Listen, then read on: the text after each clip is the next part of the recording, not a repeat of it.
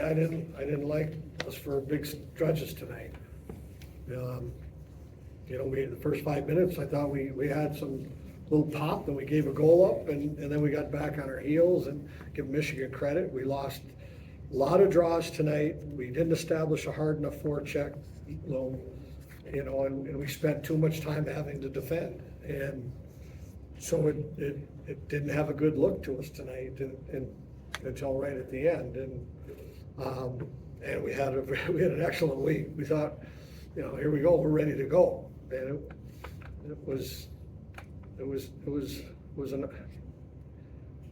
I wish I had better things to say. Justin basically kept you guys in it for quite a while there. Yeah, the second period was like, no, we fought through the first period, and then, you know, like we said, we had a good start, then a little bit at the end of the first, but the second period was where we, we had to kill a penalty, and that's when they got a bunch of their shots, and thank God Justin held us in there. And you kind of, you know, somehow we needed to make a play to kind of jumpstart us. This never came. It just never came.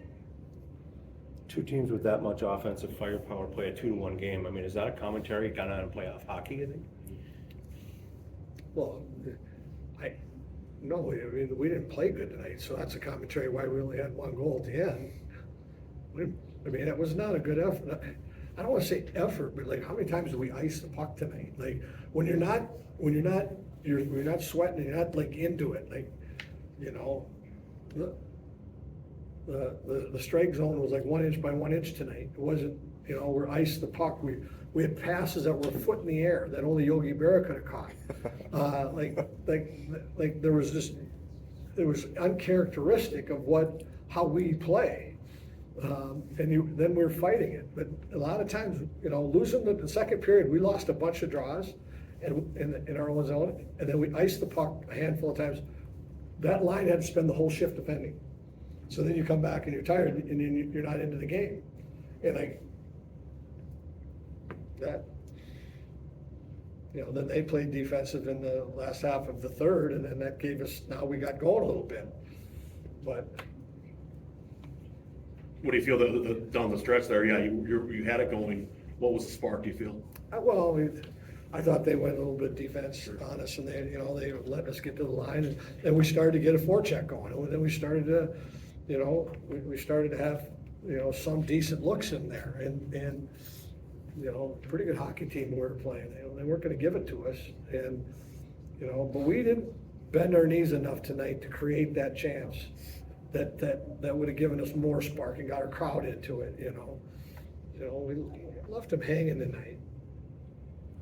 This is kind of a lesson for you guys about how to maintain possession of the puck and be okay tying shifts and string things together. That's $1 million question, and I hope that we can bring something out of it. Because you don't want lessons this time of year. We've been too good a hockey team the second half to have had that happen. And What's the message going forward? well, we got to bury this quick, and we have to make a plan now, and how we're gonna prepare, and we'll make a plan. Is there something you're anxious to look at from tonight? No, because I know exactly what it's going to show. Thank you.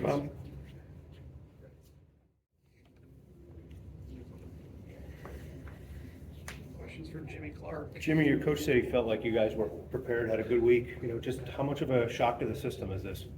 Yeah, I mean, I think we had a good week of practice. You know, definitely wasn't expect to get pushed around like that, and we weren't quite expecting that. I mean, kudos to them, they played a great game, but also, you know, we didn't play the game that, you know, we can play and that we practiced this week.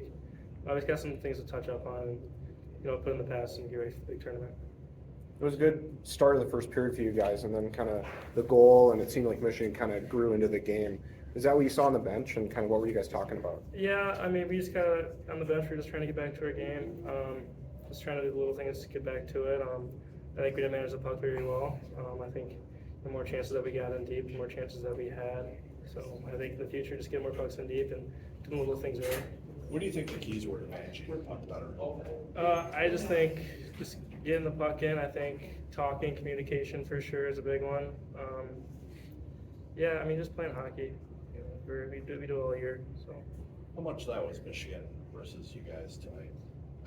I mean, they did a good job getting back, but I mean, we did a lot of individual play that we don't normally do. It's not Gopher hockey. You know, a lot of it's on us and managing the puck. How crucial those early starts for defining how the rest of the game goes? Yeah, I mean, they're big. They're a big momentum shift for sure. I mean, we try to get settled in after that, and I mean, it just didn't go our way, but yeah, we'll see. You know what Michigan's power play can do, just how much was the message to stay out of the box, and you guys only took one penalty tonight. Yeah, I mean, huge. Coach was talking about that all week. We know how deadly the power play is, and you know, to stay out of the box was a big factor.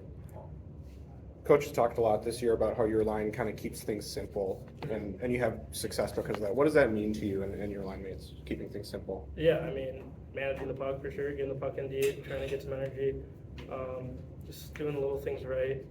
Somebody that the line that you can rely on to do something, bring energy for the team, give some other guys some rest, and yeah. How much different was the game this week with just this huge crowd compared to against Penn State? Yeah, I mean, it's awesome. It's awesome to see. Unfortunately, couldn't get them going early, but I mean, we'd love to see that crowd. It's awesome to see. Do you have thoughts about what you're going to do here this next week with no game kind of the weekend? No, I think just back to our schedule, just going for practice regular and just keeping that. Coach said last week that almost feels like it's time to get out of town. You know, you've been home since, I think it's February 17th was your last road game. Just, you know, you guys look forward to maybe getting back to a hotel room and getting away for some of this? Yeah, I mean, we all enjoy being on the road as well, being close to each other, hanging out. Yeah, it'll be nice to get on the road. Thanks, you. Thank you. Thank you.